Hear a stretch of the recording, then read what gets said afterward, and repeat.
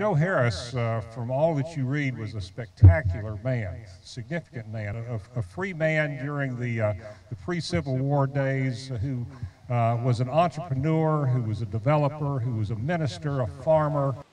I, therefore, am, as Mark Luttrell, as the mayor of Shelby County, are proclaiming this day, July 18th, is Freejoe Day, and call upon all of our citizens to recognize and remember this historical figure. Freejoe is a story of my great-great-great-grandfather. He was born in slavery. Those individuals, females and males, who were born in slavery and were able to gain their freedom prior to the emancipation, they were allowed to add an adjective to their name. So that's how the free become part of the Joe. He married a lady in the adjacent plantation by the name of Fanny. She lived on the Leek plantation. The Leeks, Richard and Samuel Leek, had an uncle that lived in West Tennessee. And things were changing in West Virginia. The country was developing westward.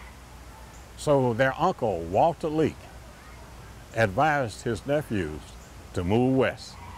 And so the Walter Leek story is kind of interesting too, because Walter Leek was involved in politics. And the story goes that Thomas Jefferson considered him a political threat. So the best way to get rid of Walter was to make him governor of the Mississippi Territory. So Walter Leek wound up in Mississippi, and he encouraged his nephews, Richard and Samuel, to move west. Now, he had an option. As a man, he had an option. He could have basically went north and forgot about his family, but he was a family man. So his father, John Harris Sr., knew this, so he emancipated his son. There was no money involved in his emancipation. So he was able to join that wagon train and going west, and he settled first in Fayette County, and then later on he settled in an area called East, which is in Shelby County.